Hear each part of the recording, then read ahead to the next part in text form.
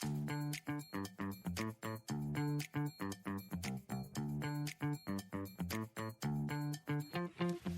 everyone, welcome to Coffee with Changemakers. I'm Robin.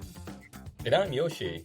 On the Coffee with Changemakers podcast, we explore the stories of changemakers taking on some of today's biggest social and environmental challenges. Every episode, we host an intimate conversation on social impact and leadership, where we listen, learn, and connect over a cup of coffee with inspiring guests from all over the world. So before we jump into today's episode, we have a quick ask. If you enjoy our conversations, it would mean the world to us if you subscribe, rate, and perhaps even tell a friend about the show. Your support helps us bring even more inspiring guests onto future episodes. So, here's today's coffee chat. Enjoy. When was the last time you really thought about soil? It's under our feet every day, yet according to the United Nations, over a third of the world's land is already degraded, putting biodiversity, clean water, and millions of lives and livelihoods at risk. Our guest today, Louis de Jaeger, is on a mission to change that. An award-winning entrepreneur, filmmaker, author, and advocate, Louis is the founder of Commensalist, a landscape architecture firm specializing in regenerating land in beautiful ways, from simple gardens to entire islands. He also co-founded the Food Forest Institute, a non-profit organization dedicated to developing large-scale food forests, and through films and books inspires people to grow food in harmony with nature. His latest book, SOS, Save Our Soils, I love the name by the way, takes readers around the world speaking with farmers, scientists, and activists to explore a pressing question: how can we feed ourselves in ways that restore the planet? Fun fact, Louis also co-founded a private night train company in Belgium to promote greener travel, and his newest venture, My Garden, is an AI-powered garden designer, making regenerative landscape design affordable and accessible to everyone. Louis is on a mission to regenerate 550 million hectares of land using wild edible plants to connect people with nature so they will fall in love with it and take action. Louis and I first met in Europe at a conference for young leaders many years ago. And since then, I've been following his updates from book launches to film releases and business launches. It's been really, really amazing to see all the things that you're doing and the impact that you're making. Louis, how are you doing this morning? Well, I'm doing very well. I just watered my garden this morning and picked some raspberries, so it can't be better. I'm very glad to be here. Arigato. Yes. Thanks for the crazy intro. And so happy to see you again, Robin and Josh. Very good to see you again as well. And is this a morning ritual? You go into the garden, you pick fruits and vegetables. Is that right? I try actually to do that. Yeah, I have a super hectic life where I travel a lot, domestically, but also internationally. And so I don't always have the time to do so, but like I always try to chip in at least 5 minutes to there's nothing more rich or crazy in life you can do than just like take a raspberry and eat it in the morning. You can't buy any raspberries that are more better than those. Even if you're a billionaire and spend billions on raspberries, you'll never get a raspberry as good as the one that's in your garden. So it's true well. 100%.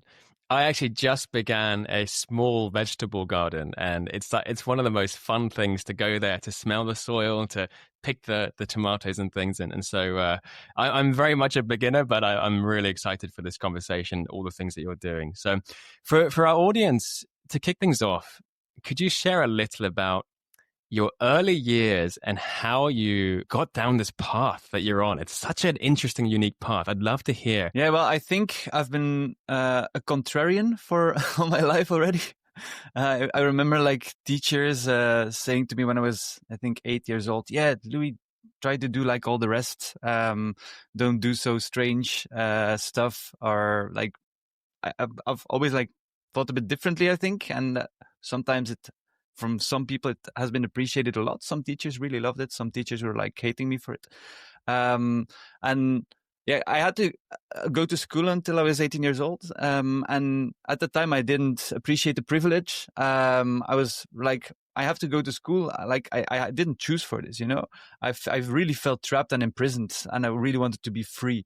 It was like my biggest my biggest goal in life, to be free. Like when I was 15, 16 years old, I tried to leave school, and then my mom was like, "Okay, Louis, you can leave school, but then you have to do something constructive."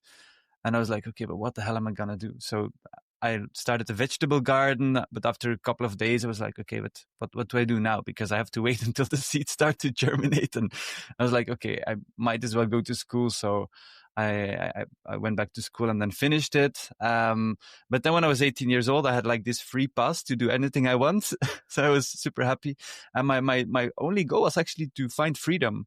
And I think, of course, we all know the cliche that freedom is something in your mind or soul and not something you will find in the world. But still, I really went out to travel the world. I traveled all the United States, all Central America, Canada, but also parts of Africa and Russia even.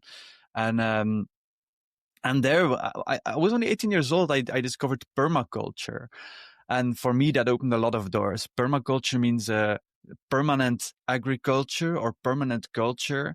And when I was guest at the permaculture place, for me, everything came together. I saw people like living in harmony with the land. They were growing their own food. They had made their own buildings or had somebody build them like in a very circular way. So there is no waste. It's passive. So you don't like need a lot of heating. For me, it was so logical. Like everything came together, and I was like, okay, as a naive 18-year-old, I want to like make my entire life around it. And I also had the naive idea, well, why do people go to work to buy food, to be able to buy food? But if you grow your own food, you don't have to earn money to buy food because you already have food. And so that was like the idea behind it. And of course, yeah, as an 18-year-old, you're sometimes think black and white and a bit naive, and then little by little it matured. I did a lot of self-study, lived in different places of the world, was property manager in a castle, in ski resort, some interesting places to really get to know the land, different climates, also Mediterranean as well. But then I was in the desert of Morocco, and I'm a forager, so I know how to survive in the wild. I won't like it. I rather go to a restaurant, but I could survive in the wild. But in the desert, I really felt unease. I was like, okay, but if I'm dropped here, I will drop dead because there's nothing to eat. And how is this desert created? By humans, because we really did our best to destroy the land with intensive agriculture for thousands of years. So not only the modern day, but like even in the time of the Romans, we started to ruin that landscape. It used to be a food forest. And for me at that point, I was like, oh my God, this was the Garden of Eden and we ruined it.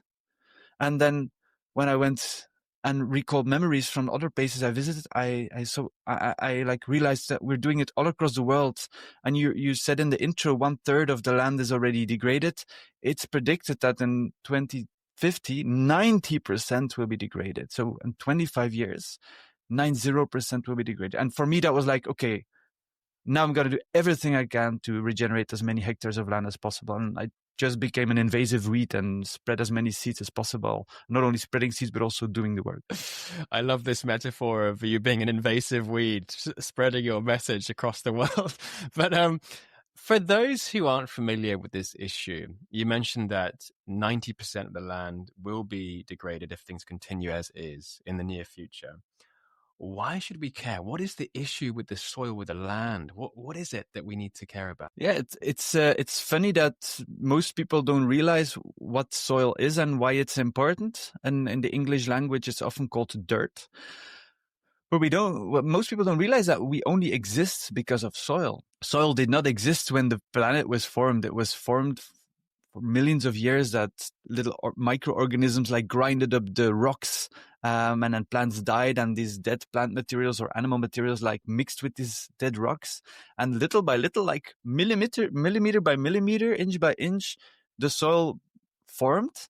And it's soil that makes it possible for plants to grow, and it's soil that makes it possible that animals can eat those plants. So whether you eat meat or eat vegetables or grains, it's not possible without soil. Even the sea, the health of the sea depends on the health of the soil. It's connected with each other.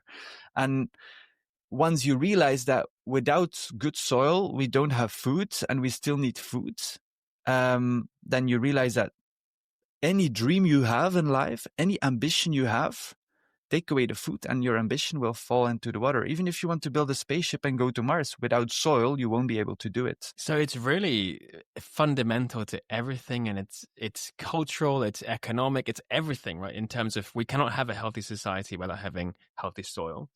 And what I'd love to do is to ask you, how did you start your journey as a change maker? You had this very intense transformation, traveling the world, seeing all these things, the decline of nature and so on, and learning. I also studied permaculture in India, and it was one of the most amazing experiences that I ever had. Yeah, but you told where me, did yeah. you go from there? How did you make your path? Yeah, step by step. Rome is not built in one day. It takes a long time to do it. I think one of the most important things is to really have this drive inside of you. I really have this incredible amount of energy. I would not call it aggression, but it's people maybe can perceive it as aggression, because if I talk about it sometimes and I try to explain the point, I'm like, you have to do this and that and that, and like, because I just feel the urgency of it. You know, in 25 years, I'll be in my 50s, something like that. That's still super young, you know? I still want to have a fantastic life. Our kids and grandkids, I also want them to have fantastic lives. But 25 years, that's not too far ahead. And I love people. I love humanity. We do amazing stuff. We create amazing culture, beautiful friendships, love.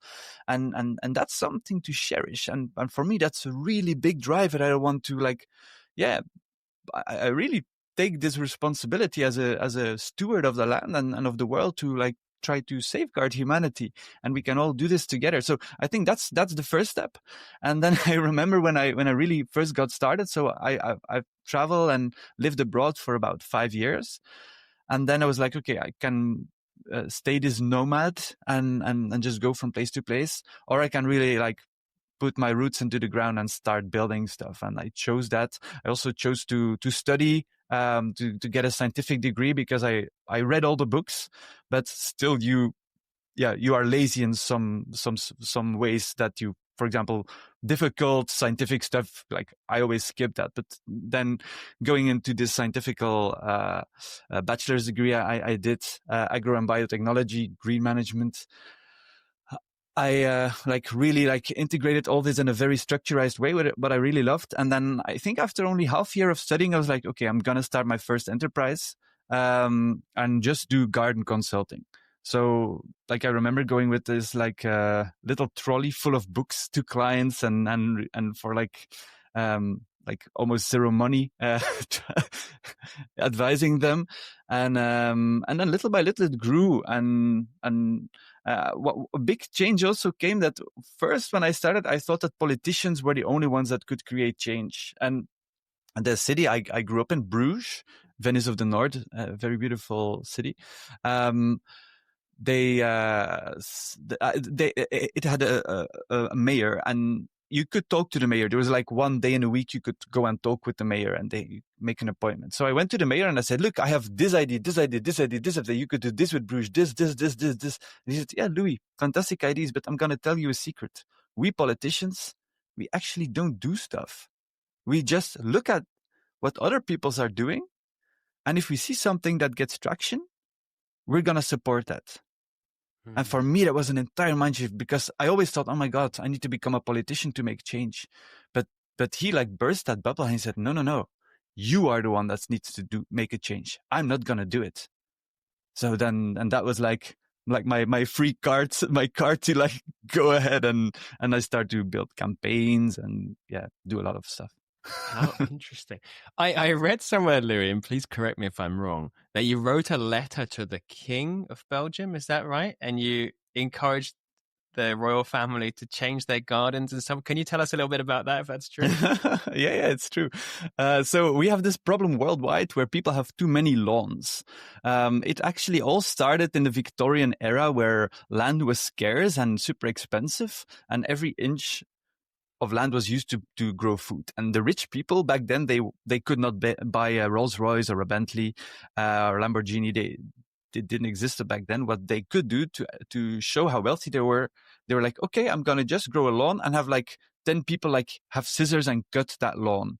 So it was like that was the Bentley or the Rolls Royce of that time. So all the other people were of course jealous and they say, oh, I also want the lawn.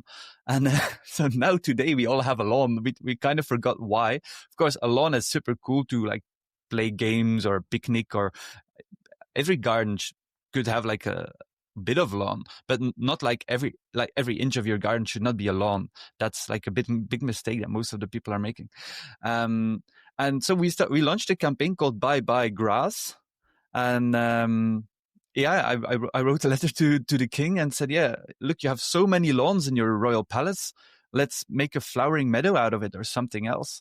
And it was funny because it really like exploded, that campaign. And I was even in royalty magazines. It was so funny.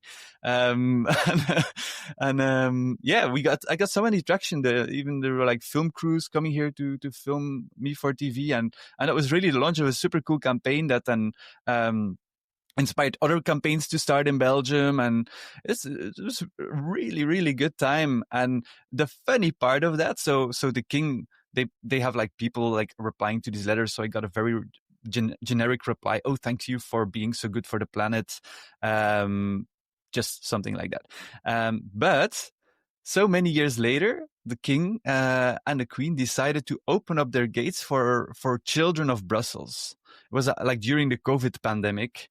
And because there's not enough green in Brussels, and we're like, okay, I'm going to share my wealthy garden with everybody. And I kind of got invited as a guide to guide those children. So from time to time, I'm like volunteering now as a guide at the Royal Palace and guiding kids around. And what do I see? That they have actually less lawns and more flowering meadows. I'm not sure if it's my doing, but it's kind of happened. So however it went. That's so cool. And that speaks to the power of elevating your voice when you care about something, right? You never know. It can become a viral campaign. It can lead the media to your front door. Yeah. That's a really cool story. And I was such a naive young boy, you know? And I just like, oh, I'm going to write a letter to the king, and I'm but the naivete is a forte, right? When you're young, you don't know what you don't know. Yeah. And so amazing things can happen when you take action. It's so true. And now today, when I meet people who are like at the same naivete niveau I had, I'm really jealous, because then I went and really learned so much about anything that my head became so nuanced that I'm like these bold things. I'm still doing bold things sometimes, but I always have the feeling that it's like less bold because I'm like too careful, because oh yeah, but the other side is, and yeah, I understand why they're still using pesticides, and yeah, I don't want to like hurt their feelings. But back then I was like, oh, screw it. I love that. When I was younger, I direct messaged, I DM'd Leo DiCaprio about something. And I never got a response, but probably now I wouldn't even think about that, you know? Yeah, but, you should do it. Yeah. So to all of you younger people, or even not even younger people, anyone can take that naivete and do something that's crazy. And you never know where it goes. So I love that story. Also remember that in a lot of democracies, you can like also write an official letter to the parliament or something like that. In every country it's different, but in Belgium you could like write a letter, and they have to read it, and they have to also consider to talk about it. And for example, with this Bye Bye Grass thing, they got it into the Flemish Parliament. I was there as well, and then I was able to like stand in front of the Parliament and like stumble on my words, and like so nervous that I like tried to like tell my story. And yeah, it's cool, you know. That's so like, yeah, as a naive young guy or girl or X, you can just stand in front of politicians and tell your story. It's possible. You should just try it. That's awesome. I want to get into Commensalist. I know you have many different hats, Louis, and I want to focus maybe on Commensalist for now. But before that, I want to pick up on something you said about lawns. So I know there's a big movement to get more food forests, different biodiversity, instead of having these lawns in our gardens. Can you tell us a bit more about what are food forests? What can we replace our lawns with, and that kind of thing for our listeners? Oh, yeah, most definitely. So if you look at nature, and you just let everything grow, you do nothing, everything becomes a forest. Not in all places of the world, but in Japan, for example, it will. In where I live, in a lot of places where there's enough moisture, it will become a forest. Beautiful example is Chernobyl. I don't know if anybody of you watched the Chernobyl documentary or docuseries. It became a forest. It used to be a city. The streets, they were like paved, and now it's a forest. So everything becomes a forest. And it was actually an insight I had. I was working in a farm as an intern, and there I was harvesting leek. And leek is an annual plant. It only grows for 1 year. So if you harvest it, it doesn't come back. So I was there. It was -2 degrees Celsius. I was really freezing, and I was like, it was such a hard life. I was like, oh my god, if I want to become a farmer, would this be my life, like harvesting leek, and I have to put it there year after year, and my back will hurt. I'm like freezing to death. And at the same time, I was reading a book about a chestnut tree on the Mount Etna in Italy, on a volcano that's 4,000 years old, or that's at least the estimate, 4,000 years. And I was like, oh my god! So I can sit for the next 4,000 years under a chestnut tree, and every year the chestnut will just fall on my lap, or I can go and do back-breaking work and like put annuals into the soil, and that's like the big interesting thing, that if you look at our diets, most of our food are annuals, plants that only live 1 year. If you have a vegetable garden, you know what I'm talking about, because everything is harvested, everything is gone. Next year you have to start again. What we do for our clients is we create food forests that are plants that we kind of mimic the forest, because everything will become a forest anyway. And a forest doesn't need watering. It doesn't need pesticides. It doesn't need fertilizer. It doesn't need too much maintenance, or no maintenance at all, depending on how clean you want it to be. So we mimic this natural system, with the big difference with a normal forest is that you pick varieties that give giant fruits. Apples, pears, plums, strawberries, all kind of berries. And the nice thing is, if you leave it alone for a year, like I travel a lot, and if I go away for a couple of months and I go back, everything is still there. Of course, it has become a small wilderness, but I can like go and maintain it a little bit. But it's relatively low maintenance, and it gives you like free food for life and the best food for life. And it's something very democratical about that. Like we have billionaire clients, but we also have average Jane and Joes as clients. But it's the same raspberry that we're putting in their garden, you know? It's not like this is like a $1 million raspberry and this is like a $5 raspberry. No, like a raspberry is a raspberry. And like whether you're like billionaire or even like penniless, you can put this plant in your garden and every morning pick a berry, and there's no better berry you can buy in the world. So it's so democratic and it's so accessible, and you can get the best in the world on your doorstep, and that's so powerful. And what's really interesting from what I've seen is that there are food forests growing, as you say, in billionaires' gardens, but also in global south countries, in places which don't have much monetary resources, you can still make food forests, right? So can you tell us a bit about, can anyone make a food forest in their garden? Or how does that work? Yeah, it's actually embarrassingly simple. You go to a normal forest and you check what kind of plants grow there. You like try to look at and inventorize it. A lot of these plants, one, are already edible, but we don't know it. And if they're not edible or not really edible, they have brothers or sisters, plants of kind of the same species, kind of the same family, that do have edible varieties. And if you know, well, if this plant grows here, that plant will grow here as well. A good thing is talk to your neighbors, to the older people living in your neighborhood, and just ask around, what kind of fruit and nut trees can you grow here? And then you just go to a garden center and buy these plants and put them in your garden. Or you also have these organizations that do like seed swapping, or for example, a lot of berries, you can just put the stick in the ground. You can just put the branch in the ground and it will start to grow. And so you can do this, of course, with money, buy all the plants, but you can also literally do it for free. And I used to go to the garden center and just ask, what plants are you throwing away? And they're like, go to the container. And then I like filled my car up with my car was like full of plants that would end in the container because they were like almost dying or ugly. And so I created this plant sanctuary, and this way, I like a big part of my garden was actually started for free, and that's so nice because the garden center is happy; they don't have to throw it away. Containers cost money, and you're happy because you're having free plants, and the plants are probably happy as well that they don't have to go to a landfill, which is a bit stupid. So yeah. And I want to explore one thing you said, because you said that it can be free. It can be very low cost, right? We have this view of organic food or extremely healthy food in some cases as very premium priced products, right? Like the Whole Foods, what do they call it? Whole paycheck kind of thing, right? This whole like it can be very expensive, but Yeah, if you I grow heard your more own terrible food in the names too. Yeah, I'm gonna say on the podcast. right? Okay, yeah. There's probably lots of examples, but it can be done for very cheap or free in your own garden, and that is quite a big mindset shift that can happen.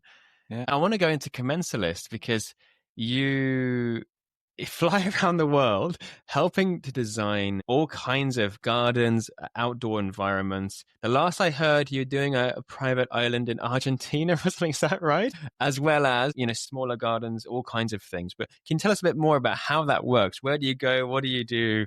How does that look like? Yeah, so basically we're trying to restore the Garden of Eden on this planet. That's like a nice way to put it. A lot of land is degraded. A lot of people buy a house or a property, and they have a house, and the rest is lawn or dead or like wilderness or nothing really attractive for the people. What we do is we go and observe. We put a lot of time in observation and studying the land and looking what plants are already there, looking at the soil, how good it is or how bad it is. And then we come up with a plan to restore it.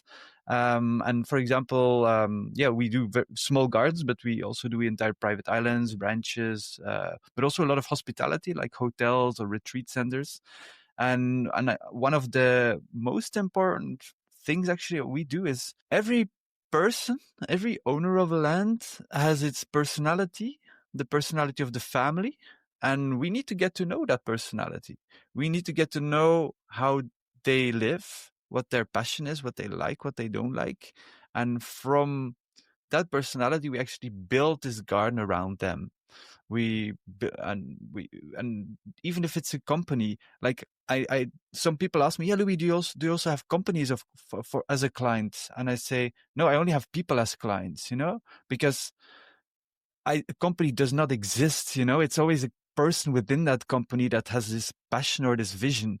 And of course it may be within company values, and the company might be an extension of that person. So there is like a crossover, but it's always like personal thing, or multiple personal things, and then we really go and dig into this person's dreams and do very cool exercises with them, to just find out what they really want, and then we start designing. We're like an architecture firm that would design houses, but we design properties, gardens. We also help to design the houses, for example, like say where the houses need to be put, for example. And then we integrate all different cool ingredients. For example, the island. That's like a little boy's dream, It's like playing Island Tycoon or Roller Coaster Tycoon, like it's super cool to do. So it's like, okay, there's a landing strip. Okay, we need to restore that landing strip. We have boats that will go into the island, but there is no place to dock. What's the best place to dock with that boat on that island? It's like, okay, then we have to like hire a boat that will with sonar like check how deep the water is around and what's like the best place to moor with the boat, because level can rise or can go down. What happens if it rises? Will it still be the best spot? And you have to check the winds, where is the best place to moor with the boat. Roads. We have to have like roads that have the least amount of impact on the land. So where are we going to put those? The views we're going to decide. And then what kind of ingredients are you going to put there? You want to regenerate the land. You can use all different techniques. We're going to do some rewilding, where we're just going to have nature its course. We have a place where cows will regenerate the land. We all heard that, yeah, cows are destroying the planet. Well, it's actually humans that are destroying the land. They're just using cows the wrong way. But cows can also be used to regenerate the land with holistic grazing. So we are going to use cows to rotate in a very good way. We're going to have a food forest. We're going to have a vineyard to have local wines. We're going to have nut trees to make nut oil. And little by little, you're creating this piece of paradise. What I really love about edible food is it's a way to really connect people with the land. If you walk by and you don't know a lot of plants, you just think, oh, it's green. It's nothing more than green. But when people get to know the edible plant, it's like, oh, that's that plant with the edible berry. Oh, that's that plant with edible leaves. Oh, that's that plant. And they see the value much more than they would otherwise. Wow. I've just been like soaking in all this information because this has just been so incredible for me. And yeah, Louis, I guess from my perspective, I kind of wanted to learn a little bit more about your business model. Would you be able to kind of elaborate more on how you are able to maintain this sustainable organization from a financial perspective? Yeah, of course. I think it's very classical, actually. We are following the business model of an architecture firm, where we estimate how much work we're gonna put into the designing of the work. Then the client signs the agreement of the amount, and then we go and design it, and we have to make sure that we have overheads, some buffer, and that's it, actually. So and with that, I'm privileged to be able to pay a team and provide them with a very nice income. They earn more, our team members, than most architecture firms in our country. So very glad for that. That's actually a very simple part of it. Sometimes we have monthly subscriptions, for example, that people pay us 2 days a week, for example, that we following up the works, because coordination sometimes takes a lot of energy, especially if it's multiple nationalities working together with the language barrier, but also sometimes cultural barriers that we would do things different than other cultures. It's also very important to be culturally sensitive. We don't want to go in there as the white guys and girls to say, okay, this is the European style, do this or get out. No, we're always okay, you are local, you know your area best. Let's learn from each other. And it's super cool where we then come together with those local people and we really learn from each other. So we learn a lot from them, but they also start to implement ways we are doing stuff. So it's a very nice exchange, actually. And if you do it in a very respectful way, then that's fantastic. But it takes time to do so.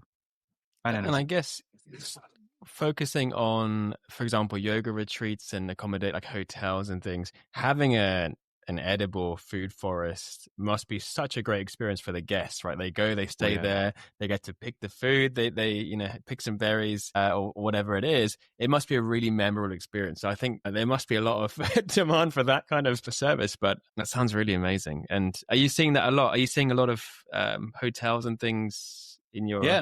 Yeah, and that's actually very interesting, because I've been to luxury hotels, and they all want to differentiate themselves from each other, and most of the time it's just being more fancy in a materialistic way, but sometimes, or a lot of the times, materialistic luxury can feel empty. I also love to go to a luxurious place, I don't mind, but I also love to go camping in the wild, just with a tent. You open the tent, you're in nature, you can just swim in a river. For me, that's also pure luxury and pure wealth. And that's the thing that a lot of hotels, but also other businesses, are realizing, that people are not looking for a golden toilet to do your business on. Okay, some people might like that, but but people are really looking for authenticity. And what is authentic? I sometimes take people to go on these wild picking tours that I just show them what's edible and stuff. I don't do that a lot because of time issues, but I've done it with top CEOs, and they've put this in their mouths, and they're like, oh my God, like a new world goes open for them. But that's the same when with at these hotels. You know, if you have this edible garden and people are just like, they can go there and just know that everything they put in their mouth is edible, or they're like little signs on it. You know, it's crazy. People, they get like mad because they're like, oh my God, like I've seen like mulberry plants all over, but I did not know that the leaves are actually edible and one of the most nutritious vegetables in the world. And you can eat those leaves no matter how old the leaf is. So, and that's only one example. And there are so many examples. And we want memories. That's the only wealth you can have, and people cannot take away from you, your memories. And that's the really only thing that's going to be yours for the rest of your lives. And that's what people are after. Right, it's the experience, and it's the experience that you only have at that location, right? Anyone can install a golden toilet, but that's standardized across the world. But you cannot have the mulberries from this specific garden with this specific taste and the flavor profile, unless you're in that place, right? So I fully agree with you. And one of my favorite memories of staying on a farm here in the UK was. It was actually a rewilded estate. It was a beautiful place, but it was just picking blackberries in the morning, and again, just foraging. And it was just one of the most. It's such a simple thing to do, but it's so much fun. And you know, we were munching them the whole day, and it was just a beautiful experience. So that's really amazing to hear that lots of hotels and places are seeing that and making it happen too. Given that you travel around the world and you have all these amazing projects. Can you share a few of the challenges that you face? Because there must be a whole load of challenges in the kind of work that you do. Yeah. Would you like to share maybe one or two key challenges? There are tons of challenges, and the most important part is to face them up front and just acknowledge that those challenges are there, exist. And I think our job, the two biggest challenges are, one, like in any job, communication. That's so cliche, but communication, and that's communication within the team. That's so important. But it's communication between our team and the client, communication between our team and other teams that are working there, whether it's engineers building roads or putting in pipes or whatever. That if communication is bad, you may have the best project you can imagine, but everything will collapse if your communication is bad. So that's something that you really have to actively work on. And me personally, I'm like not the best communicator in the world because I sometimes forget things, for example. And so, yeah, that's for me personally a big challenge, because sometimes I presume that people can read my mind, and I thought, okay, oh, but you didn't brought that. Yeah, but okay, I didn't ask you, but I like kind of thought you maybe would bring that. so these stupid things, you know, and that's super humane. But so yeah, that's a challenge. And then another challenge, of course, is the warming of the climate, and just the weather extremes, and also just you're working with living material. So we may make the best design in the world with fantastic observation and a very logical way why we chose that plant for that place. But if, for example, there are animals that like go inside and we didn't protect it well and they eat it all, then yeah, by design we have to replant those plants, or plants that just die because for some reason. Yeah, some plants just die and you don't know why they die. And one of the most important things is, like I said, say the problem or the challenges up front. So like if you go to a client, we're like, okay, you're gonna pay X amount for these plants. Know that so many percent could die. It's part of the game. If you can't deal that, then go and build brick houses, you know. Those I think are the biggest challenges, but you can overcome those challenges, you know. And if you talk about it and keep on communicating and keep on in the process, never see it as a static thing. Never see, okay, we're just gonna come in, build the house and leave. No, that's not how our job works. It's like go in and like keep on tinkering and observing, and sometimes if it's like huge projects, we like first do little test trials, even that can run over several years before we go and plant everything. And then every year we go back or every month or every 3 months, depending on how intensive it is.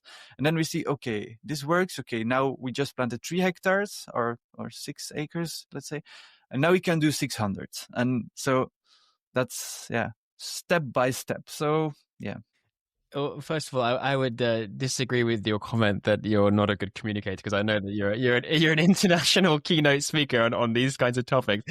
Secondly, I imagine that it must be really exciting to see your projects come to life and then go back and visit in several years and see how the landscape is changing. It must be an incredible experience. But I imagine that you've had so many of these kinds of rewarding moments doing what you do, from being an author, a filmmaker, an entrepreneur. But can you give us maybe one or two of the key highlights for you? One of the moments where you've been like, oh, this is all worth it. Oh yeah. I think one of the most touching moments is, for example, I was with a very good friend at a farmer's market, and for her birthday, and I bought some things for her. And the guy who was at the checkout register was like, "Oh, but are you Louis the Jaeger?" I was yeah. And he's like, "Oh my God, I read your book, and it's because of that book that I am here today. I changed my corporate job, and now I'm like volunteering here at this farmer's market, and I work at the farm now." And for me, it's of course super cool to say, "Oh, cool, I have a private island that I designed," or "Oh, cool, this hotel I helped design." And of course, that's for your ego, super nice, and also just for your inner happiness. But really, this one-on-one conversation, and like one person said, "Oh my God, you really changed my life," and I really had the privilege to have this a couple of times. Like it happens regularly, getting these stories, and for me, every time that happens, I'm like, whew, all right, I'm like doing something that's worthy, I'm impacting people's lives, because for me, that's what it's all about, like impacting people's lives and making sure that they have like a more fulfilled life and are part of the solution. And if I like played a little role in that, I'm like, yeah, that's nothing. It cannot make me more happy, actually. And you mentioned that you travel frequently and you have a hectic schedule. How do you keep moving forward when you're really tired? You've hit, times of hardship, which I imagine that we all do. But what's your inner motivation to keep going? I think that if I don't keep going, or if we don't keep going, like in 25 years, we'll all die. Or slowly die. So that's like a big motivation. That's one thing. That's of course like fear-based. But on the other hand, it's also, I think, more is love-based. I once heard somebody say, well, make sure that every decision you make in life is a decision out of love. I was like, I once met this very good spiritual leader, and she said, I just asked her, okay, but like all the wisdom you have, say what's like one sentence, if you have to say me one sentence. And she said, okay, or you choose out of fear or you choose out of love. For me, it was really like, wow, okay, if I just do this, then it's so cool. And that's of course the love part. I love humanity, I love good food, I love to go to the cinema, I love to see landscapes. And so just this passion of wanting to spread this love, spread this this feeling of possibility. People sometimes don't know what's possible, and I really just like the look on people's faces. Oh my God, it's possible to do that. You just have to put that plant in the ground and you have like nuts for the rest of your life and your grandchild's child's life.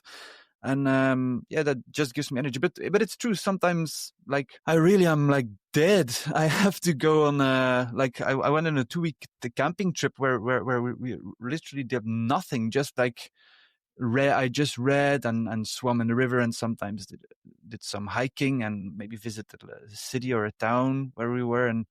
And that's, you need those recharge moments. And like there was a time that I didn't know the word self-care. I literally did not know what that word was. It was not in my vocabulary. But then I realized that you really have to try to integrate it in your life. So little by little I try to integrate it, and it's good, because you can't like change the planet and save the planet if you don't like save your body. Absolutely. Absolutely. I think what you just said also speaks to the deep connection between planetary health, soil health, and human health and happiness, right? Like we need to have the fundamentals, the soil, the water, the air to be clean, to be healthy, for us to be healthy. And so it's all deeply, deeply connected.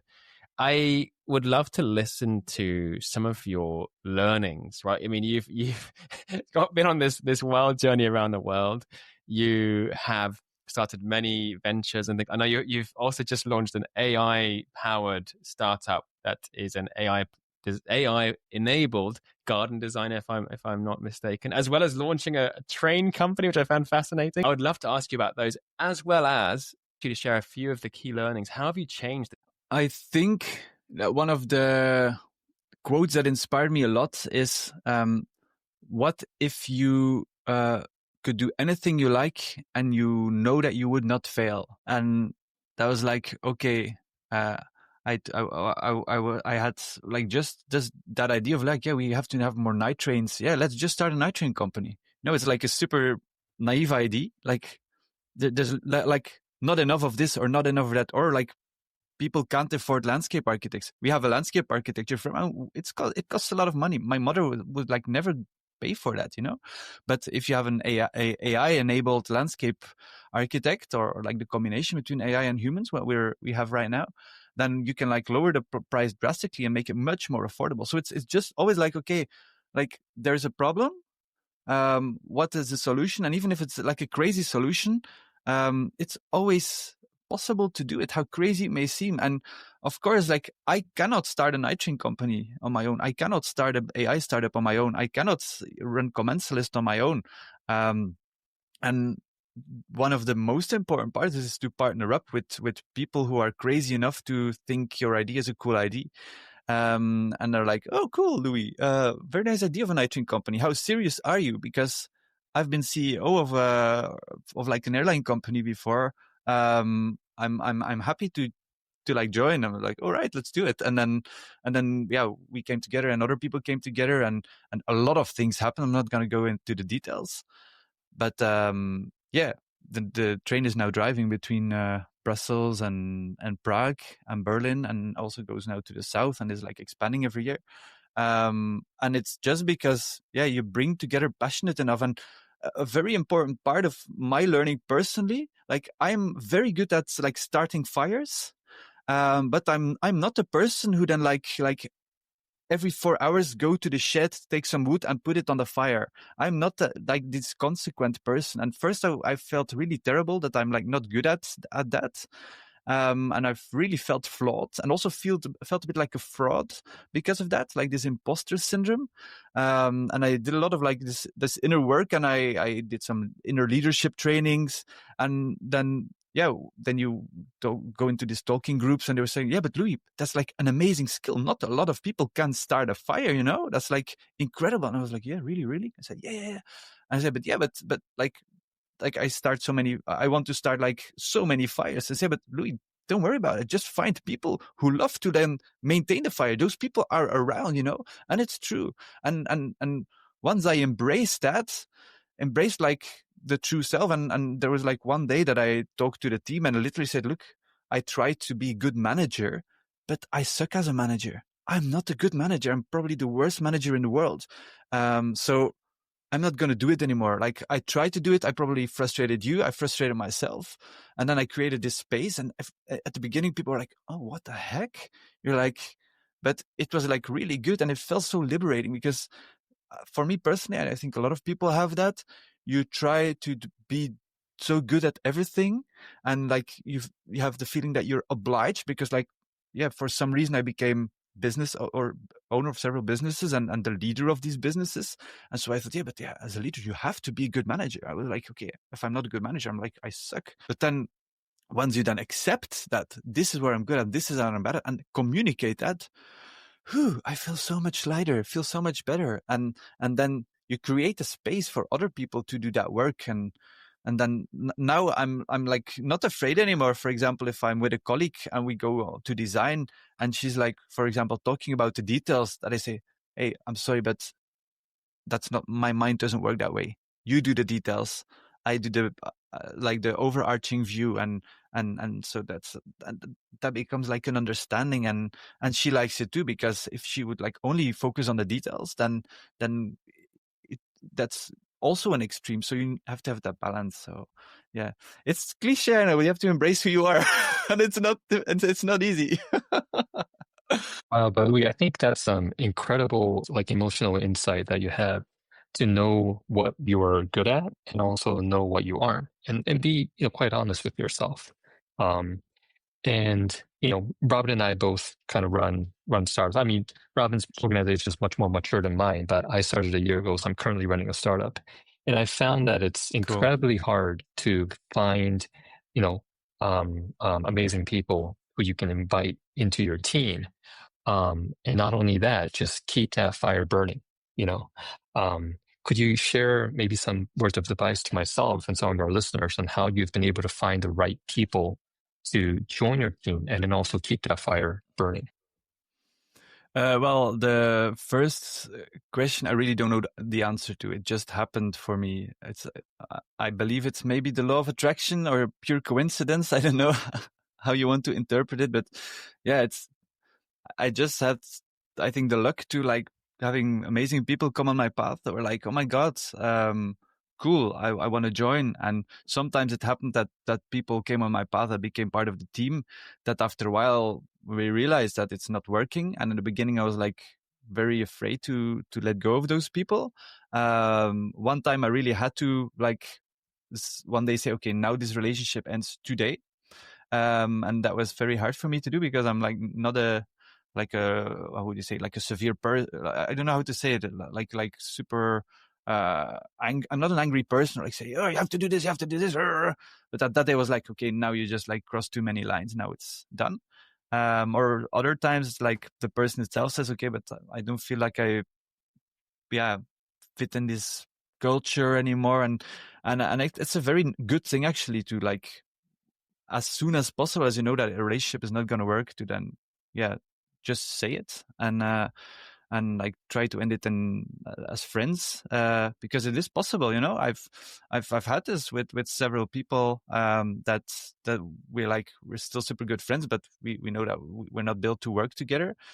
So I think if you adopt that mentality and know that, okay, so I'm just talking personally, I do not know the answer, but what I always try to do is to get a person before we start and think, okay, can I imagine working for 20 years with that person?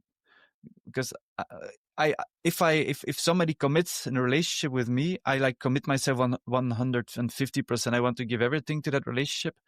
But when I feel that's the case, but then, like I said, if you feel that it's not working anymore, or you don't feel that energy anymore, then it's maybe okay to go apart. And I try to see it as an ecosystem, like a forest. You have these pioneer trees who start to grow, like birches or willows, but after a while they just move away, and then you have the climax trees. In a startup, it's the same. In the beginning, it's like, yeah, rush, and oh my God, I have to do this and that, and I work long hours. But after a couple of years, you have a structure, you have like more regularity, and that's another type of people that you have to have. So how do you find those people? I'm also still looking for the answer. But I was taking an Uber ride like at 1 a.m. in the morning, like last week, and the guy, I talked to the guy and said, oh yeah, I just graduated from a school and I'm an AI developer. I'm like, wow, that's a cool experience. And he was looking for a cool coincidence, I mean. He's looking for a job. I'm like, okay, let's meet. Maybe, what happens. I still don't know. I still have to meet him. But, sometimes these cool things just happen. And voila. You see, I'm nodding furiously because I resonate with a lot of things that you just said about, for example, starting the fires and then finding other people who maintain the fires, and also juggling many different things, right? I know you have many different responsibilities and so on. I know I'm going to wrap up soon, but I'd love to just ask you quickly, how do you juggle so many different things? How does it work in your brain? What are the systems to help you make that happen? Yeah, that's a very interesting one. And I think it's also something that I cannot really teach, or maybe I can, I don't know. But I have an artistic mind, which means that If you ask me to recall like exactly a meeting I just had, I cannot really, I can't answer that if I didn't take notes. It's somewhere in my subconscious, but if I really need it, I can, suddenly it will come. So there is so many things in my mind that's like seemingly chaotic or organic, let's say. And if I need something, it will come. So that's like, and then juggling, I'm still struggling with that one, like my email inbox is like 651 emails that I still have to answer. That then I sometimes like, yeah, it's just too much. And then I don't answer emails. I don't have a personal assistant yet. So it's like, okay, if it's really urgent, people will like email for a second time.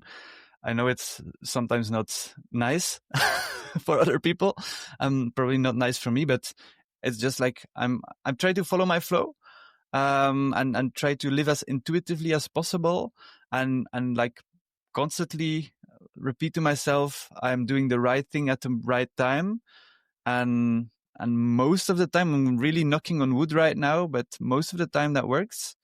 Sometimes it's like, oh my God, I really have to do it now or till tomorrow. And then you have to like find 4 extra hours out of nothing. So that happens as well. So yeah, it's like a super organic process. And yeah, I don't think it's possible to write down what that process is, but it kind of works.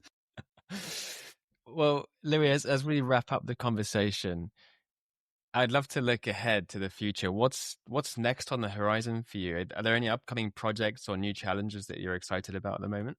Oh yeah, most definitely. I truly believe in collaboration. So I'm planning to do a book tour with SOS Save Our Soils, and to really go into places that I would have otherwise never go to, and talk to people that I would never talk to, and out of these I just know out of these conversations, crazy new ideas come. I really love to connect things. So for example, we have a Eat More Trees documentary that will come out very soon. It's also connecting, for example, there we're connecting the Amazon rainforest with USA, with Spain, with UK. I really believe that by connecting people and stuff, that's the way forward. And a very cool project that I'm starting, it's super local. It's called Bio Baby, and Bio in French and in Dutch means organic, or in other countries it means organic. And we are starting a very targeted campaign for pregnant women, because there are so many studies that show that if you're pregnant and you eat or you have pesticides in you, that you have more chance to have a baby with hypospadias or cryptorchidie, which is like a deformation of the penis, or child that can have mental degeneration or neurological problems or autism or all kind of problems, and also for the woman itself. That we're like, okay, what's like the smallest group we can target to really switch to organic food. And so yeah, I'm super excited to work on that, because that's literally our future. If right now kids, if they drink breast milk, it's already full of pesticides. It's the first thing they drink. It's full of poison. How can we let that happen? So for me, I'm like super excited to do this, and only in like half of Belgium we're gonna probably start. But it is something we want to make internationally. I know chain smokers, but the second they know they are pregnant, they like immediately stop. They can't do it, or if they like to drink a couple of glasses of wine every day, they stop to drink when they are pregnant. That's already like common knowledge. Almost everybody already knows that. The next thing on the list is, okay, you don't smoke, you don't drink, you only eat organic. And if we would be there in 5 years, then that would be fantastic. Like I don't consider myself to be an entrepreneur. I consider myself to be an activist who just uses entrepreneurship to change the world. And for me, my dream future is that the entire world becomes poison free. Because right now we're poisoned from everywhere. our food. We know the story of Snow White, how like the evil witch puts poison on the apple and gives it to Snow White. Child of 5 years knows, yeah, you want an apple, little kid? Oh, yeah. Okay, no, wait, the first gonna spray poison on it. Now eat it. The child is gonna be like, what the heck are you doing? We know that, but we're doing it every day. Apples have like up to 25 different pesticide residues on them. It's not okay to put poison on our food, and that's like my ideal world in 10, 20 or 30 years, that the entire planet becomes pesticide free, and everybody can have food that's actually their medicine. Because if food is not your medicine, medicine will become your food. That's an incredibly powerful message, especially I have an 8-month-old baby, and during pregnancy, for the first time in my life, I was researching all the things that go into the breast milk, and even microplastics inside the placenta. There's so many things from our current so-called economic growth model that has such a big impact on babies that aren't even born. So this BioBebe campaign sounds amazing, and I'm looking forward to seeing it come to life as well. I want to just say thank you, Louis. I know you're probably jetting off somewhere or got some important things to do. Is there anything you'd like to share as a final comment or anything to our audience? Yeah, well, thank you so much for having me. It's a very nice conversation. I think the most important thing is that we need to empower people and know that we can do anything. There is this famous quote by Margaret Mead that says, "Never doubt that a small group of people can change the course of history, because it's the only thing that ever has." And that is true with everything. For example, in the United States, you have the Clean Air Act, where factories are like now forbidden to have dangerous and chemical poison through their exhaust pipes. It's because of a small group of people who said, "Okay, we don't want to be poisoned," or like a small group of people, like in a little village in Italy, that made their entire valley pesticide free, because they were like, "Okay, let's have a town meeting." Like Simpsons wise, town meeting. Who of you wants to be poisoned? Put your hands in the air. Okay, nobody wants to be poisoned, and so they make it possible. And everybody who's listening to this podcast right now, they can be that change. There's literally no excuse that you can't do something small or something big. It doesn't even matter if it's like even start to buy your peanut butter organic instead of non-organic. You can start with a very small product, or you can write a letter to Leonardo DiCaprio, or to your minister, or to your king, or to whoever. Yeah. I think one thing that stuck with me with what you said about your many different adventures was the quote, "What would you do if you knew you wouldn't fail?" The fear of failure is often what holds us back from taking that kind of action that you were just talking about. So I love that quote, and so many insights and points of learning. So thanks so much for sharing, Louis. And what about you, Yoshi? How was the conversation for you? Yeah, thank you so much, Louis. I'm kind of embarrassed to say that I didn't know the origin of soil until we had this conversation today. And I didn't know it came from dead, animals or dead organic matter. So just that fact was really, it's really mind-boggling. How some of these super basic facts we just never really learn in our current educational system. I also, sort of, this conversation really reconfirmed why you're one of the more sought out speakers, young speakers in the world. It's truly been inspirational to me. I think you've really shifted my sort of worldview on a lot of the topics that we covered today. And I'm definitely going to be your fan in trying to create this poison-free world for sure. Yeah. Yes. So thank you so much, Louis. Yes, really, really appreciate it. I hope your messaging spreads like the invasive weed that you continue to spread like an invasive. Yeah. Well, thanks for the kind words. Share all your website, your socials on our feed as well. Thank you so much, Louis, for joining. Arigato. Thank you. Thank you, Louis. Bye.